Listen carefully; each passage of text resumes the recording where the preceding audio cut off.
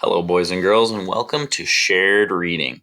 Today we will be reading the story called Lazy Hary by the Brothers Grimm.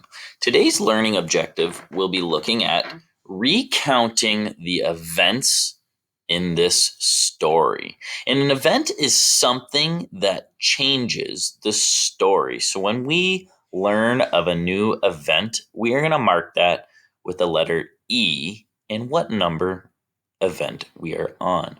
We're also going to take a look at non literal, figurative language, which will be an idiom. We will look at examples of idioms as we are reading in the text.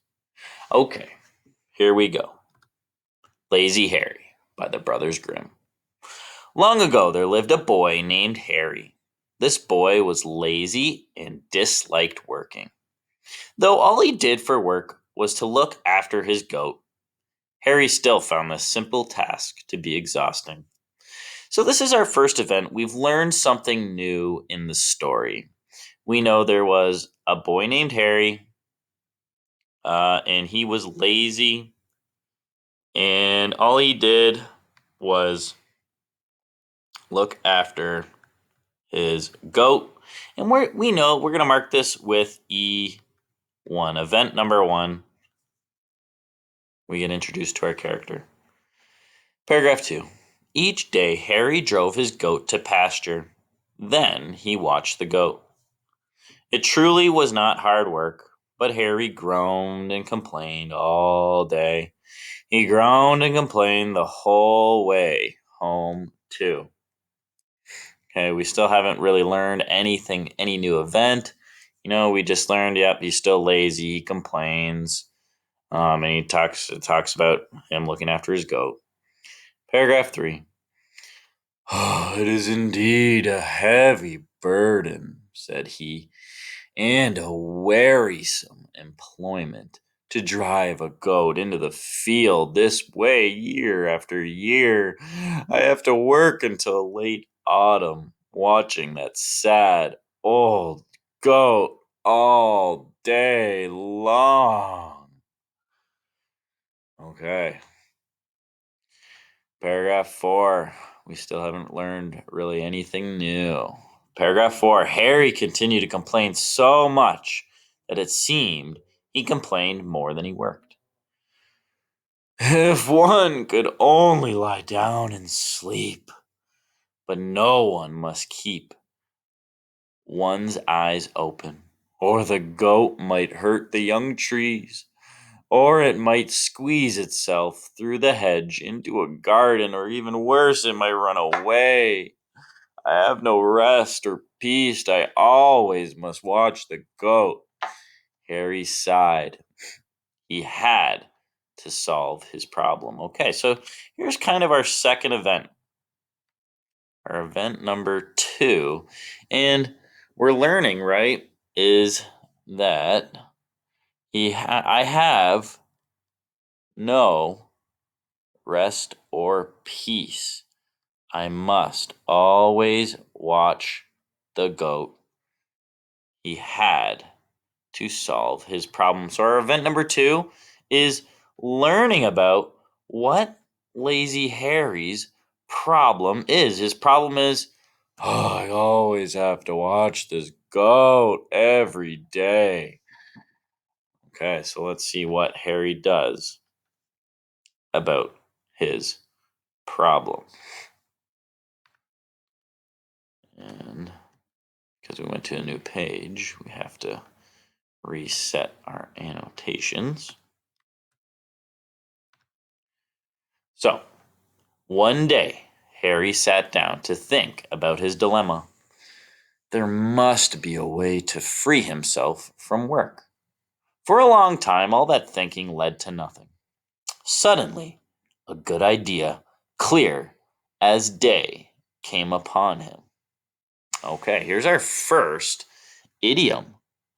Our first idiom is clear as day.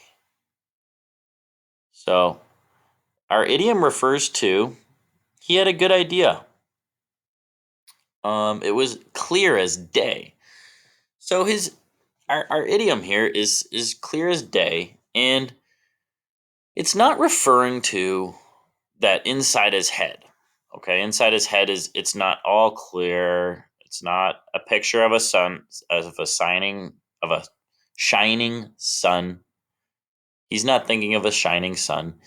He's thinking, "Oh boy, I have an amazing idea." So clear as day is referring to a good idea.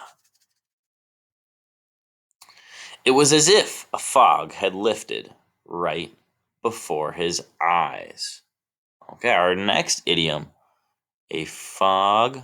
It was as if a fog had lifted right before his eyes. A fog. So the idiom is a fog didn't lift before his eyes. There was no fog outside, but the idea was so amazing that he was seeing things very clearly. So it's just him explaining, there's no I have a very clear idea now. There's nothing blocking my sight of how I can solve my problem. He knew how to solve the problem.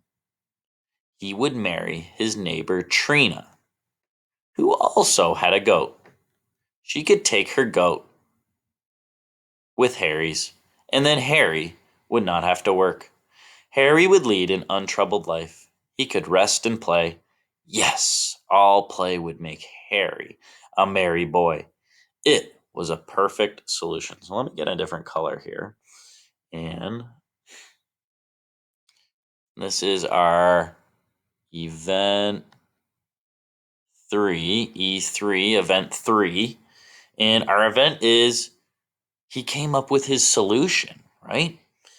So he would marry his neighbor Trina, who also had a goat. All right. So because she could take care of his goat. So our event 3 is Harry is solving his problem. He would marry his neighbor Trina. Paragraph 6. So Harry got up, set his weary legs in motion, and went right across the way to Trina's house. He asked Trina's parents to grant him the honor of asking their daughter to join him in marriage. The parents did not reflect long. Birds of a feather flock together, they thought and consented. Okay, so our event 4 is Harry asked Trina's parents to grant him the honor, of asking their daughter to join him in marriage. And they consented. So they said yes. Okay. And this saying here, birds of a feather flock together. What does that mean? Birds of a feather flock together. Well, the parents are referring to they know Harry watches goats. Their daughter also watches goats. So birds of a feather flock together. They're not talking about, they're not talking about an actual group of birds flying together. They're saying, oh, well, he looks after goats and she looks after goats. So clearly they would be a perfect match. They do the same thing. Okay, let's keep reading. Paragraph 7. Trina became Harry's wife. She led out both the goats. Harry had a good time of it and no work. He also went out with Trina now and then and said, I merely do it so that I may afterwards enjoy rest more. Otherwise, one loses all feeling for it. Okay, so we really haven't learned anything new yet because he's already married Trina. So Now she's looking after her goats. But wouldn't you know it? Excuse me. But wouldn't you know it? Trina was lazy too. She did not like to watch the goats any more than Harry did. Discontented, she set her mind to thinking of a way to avoid work. Okay, so this is kind of our fifth event. So, we learn, our event number 5, we learn that Trina was lazy too. Now she set her mind to thinking of a way to avoid work. So our fifth event is Trina's lazy. She's now going to find a way to avoid work. We're changing the story. Okay. Oh, I gotta get to the next page first. Okay. Get rid of this.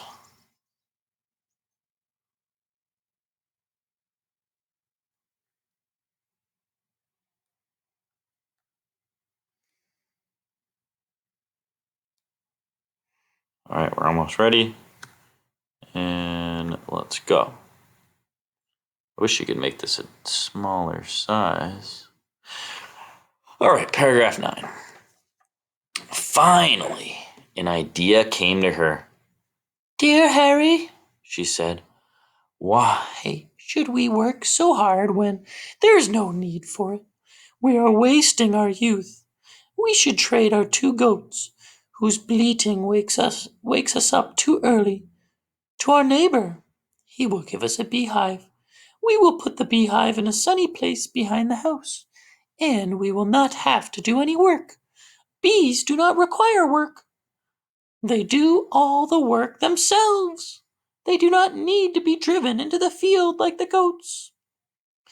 Bees fly out and find their own way home. We can collect honey while barely lifting a finger." So we've learned our next event. And 6. An idea came to Trina. And her idea was, we should trade. This is changing the story. That's why it's an event. We should trade our 2 goats to our neighbor for a beehive. All right, let's see what Lazy Hary says. Paragraph 10. "You have spoken like a sensible woman," replied Harry. "We will carry out your proposal without delay. Besides, honey tastes better and nourishes one better than goat's milk. It can be kept longer, too." So, Harry agrees. Paragraph 11. The neighbor willingly gave a beehive for 2 strong goats. "That's a good deal for me," he thought. Harry and Trina were happy with the trade, too. The bees flew in and out from early morning till late evening without ever tiring. They filled the hive with delicious golden honey. That autumn, Harry filled a jar with honey. Okay, so our event 7 is they actually trade. They actually trade the 2 strong goats for the beehive. And the bees filled the hives with delicious golden honey. Paragraph 12. The couple placed the jar on a board fixed to the wall of their bedroom. But as they were afraid that it might be stolen from them or that the mice might find it, Trina brought in a stout hazel stick. So here's our stout hazel stick. So the word stout just means that it's strong. It's hard. It's stout. Strong and hard. She put the stick beside her bed so she could easily reach it without getting up if she needed to drive away any unwanted guests. Okay, so we could say event 8. Event 8. Make that look like an 8. Event 8. Where was it? They were afraid. They were afraid. Their honey might be stolen from them. So Trina brings in her stout hazel stick.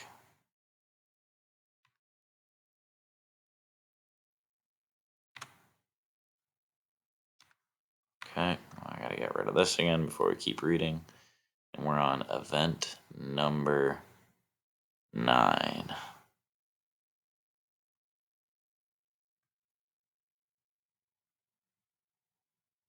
Okay, let's keep reading.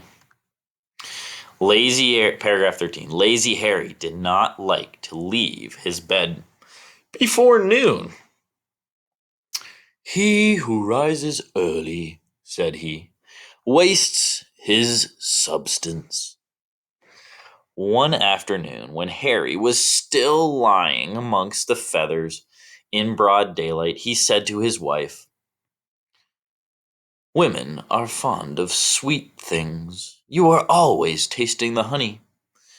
It will be better for us to exchange it for a goose with a young gosling before you gobble it all up.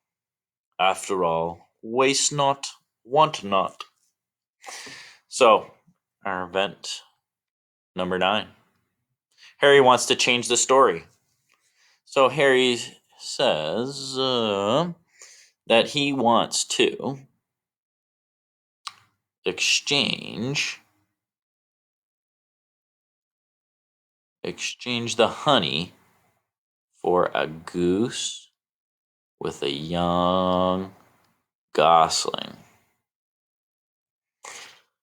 Paragraph 14. "But," answered Trina, "not before we have a child to take care of them. I am not going to work hard watching the goose and gosling." Paragraph 15. Trina shook the stick and swung it wildly as she spoke. Her movements were so spirited that she accidentally hit the honey jar. The jar hit the wall, broke into pieces, and the delicious honey poured onto the floor. So, something new has happened in the story. Something in the story has changed. So, Trina shook the stick, swung it wildly, and she accidentally hits the honey jar, and the jar broke into pieces. Paragraph 16. "Aye! There lie the goose and the young gosling," said Harry. "They will want no looking after now."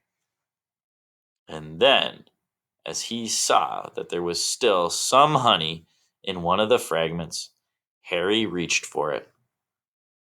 Most, but not all, was lost.